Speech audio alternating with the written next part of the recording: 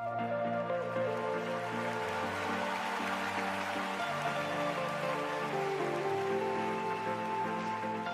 hi everyone, my name's Adam and Michael's asked me to do this week's reflection on our Bible in 1 year. Hope you're getting on okay.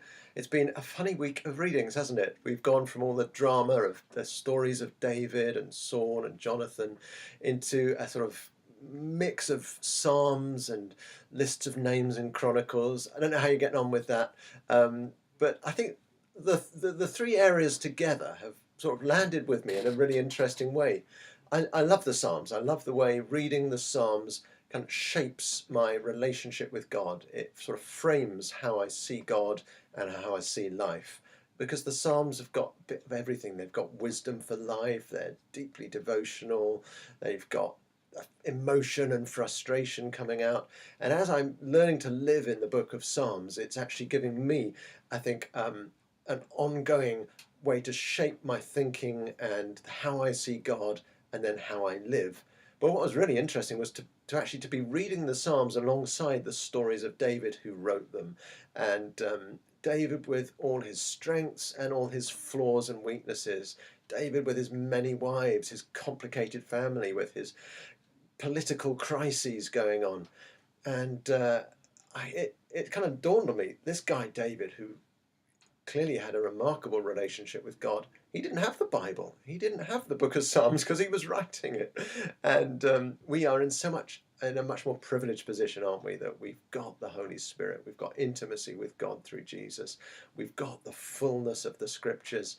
And we can live life even more expansively. And we need to cut him a little bit of grace, don't we, for some of the weird things that he got up to and some of the violence that was going on, because in the midst of that he had an amazing understanding of the heart of God, and at times he expressed so much grace to his enemies that it's just Christ-like, isn't it? So that really struck me, and I thought there's that point, I suppose it was probably last week's reading, where he gets back to his home city and the people have been taken captive, their wives, their children have been taken captives. And we read that David strengthened himself in the Lord. Even when his own soldiers were going to stone him, he turned to God. And we don't know what he did, but I imagine it's the sort of thing that we read of in the Psalms. And I've been going through a challenging week. We were working towards a house move. It looked like it was all on, and then it looked like it was all off. And I came to this point where there's nothing I could do except turn to God and draw on what I know of God's character, particularly from the Psalms, and to try and do just what David did at that time and strengthen my inner self in God, giving him thanks, reflecting on some of the great Psalms about his goodness. And as I did that, hope and faith began to come back. So I love the way we've got Psalms and David working together. And then we get these lists of characters in the book of Chronicles. And I think, well, what does that do for me? Well, if nothing else, I think it tells us that God is really interested in our ordinary lives. He's interested in people. We count to him. He knows us. He's interested in our lives, our children's lives, and our children's children's lives. And he wants to work in them. And as I was listening to this list, then all of a sudden, I thought, I recognise this. This is the prayer of Jabez that we were spending time in as a church about a year ago.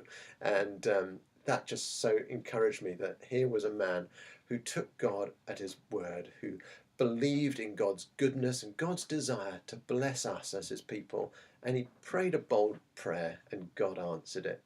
So if you finding some of those lists challenging as I do, let's remember that the whole purpose of this reading is that we get a fuller picture of what God is like, so that we can then live differently because of it, that we can believe for the impossible because God promises to come through for us, and we can hope and expect his favour and blessing in our lives, so that we can be a blessing to others, because God is a good Father, and that comes through so richly in these wonderful Psalms that we're enjoying. So I hope that you're going to keep going into the next week. These are some of my reflections. Hopefully you've got your own, and I'd love to hear what they are. Do just fill in the box below, or send us an email at the church office, and be good just to share some thoughts together as God continues to speak to us through these readings. But keep going with it, because as we do that, our lives and our thinking and our relationship with God is formed and built up and shaped.